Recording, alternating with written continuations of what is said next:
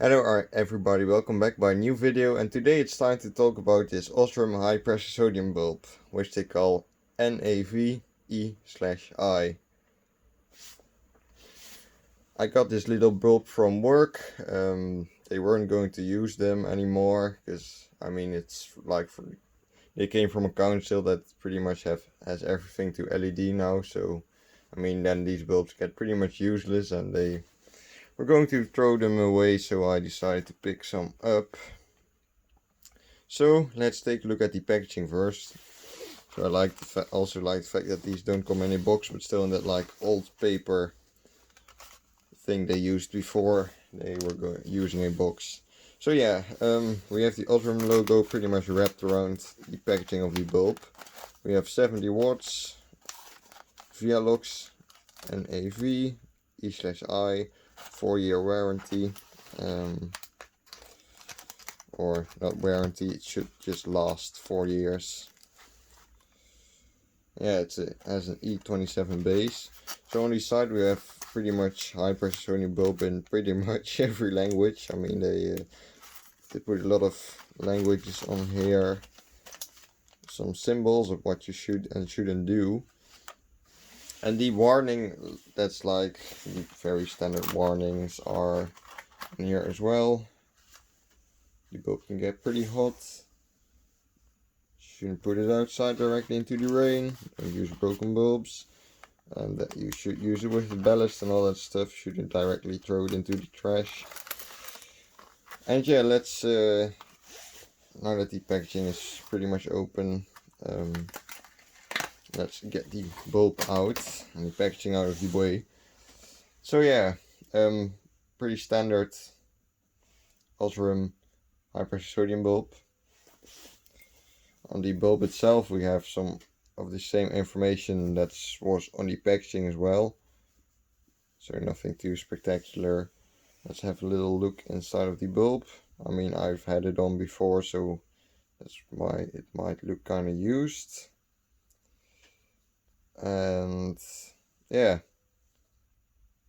pretty interesting bulb. I like the sun bulbs with the starters, even though like outside you can't really see it that well, but these things do have a starter in them, and they do make the same noise as fluorescence bulb make, so that's pretty fun.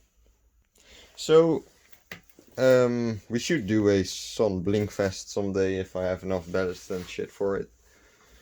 But right now we're going to use this CPS unit, which pretty much has a high pressure sodium ballast on there and this capacitor and the socket. That's what pretty much should make this bulb work. So the socket kinda sucks, but we're still going to try to screw this bulb in. Should probably replace this socket someday. So let's see if we can find a nice angle like this. You can always use another high pressure sodium bulb to like support the unit, so you can get like a good thumbnail and stuff. I think we should be fine now. So let's turn the lights off and plug this thing in and see what it does.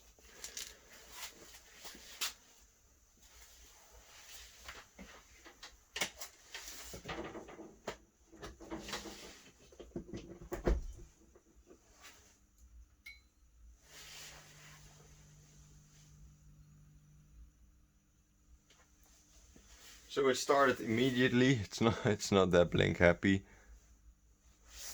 So the camera makes it look kind of pink. Yeah, I don't really, it's more like white.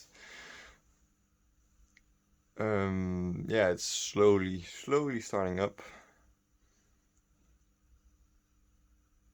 Now there it goes. It gets pretty bright really quickly. It's not like a very long process like mercury vapor or low pressure sodium.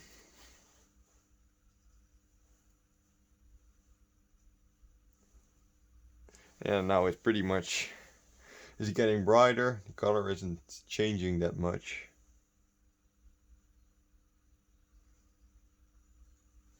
I think, I mean, I used to think low pressure sodium bulbs were kind of boring, but now the LED is like the biggest thing. These bulbs are far, far more interesting than LEDs. And I think, now that I'm looking at the stuff that's around, we can do a little color test. Which might be fun, because of course this thing has an orange color. And we have some traffic lights next to me right here.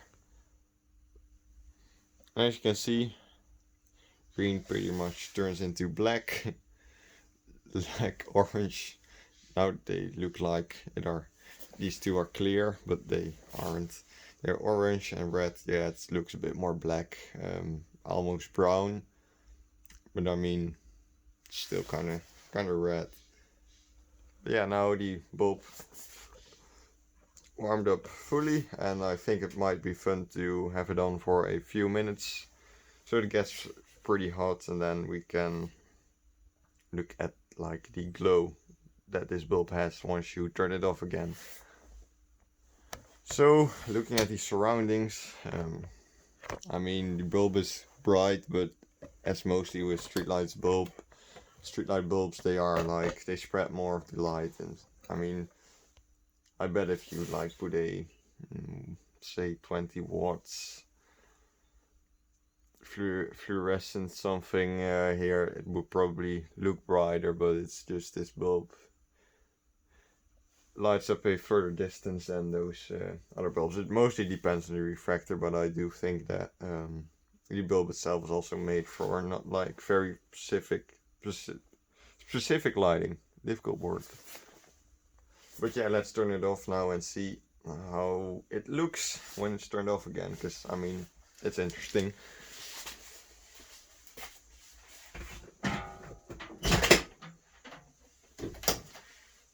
So the bulb, it doesn't feel that hot actually, but as you can see, the filament inside is very, very hot.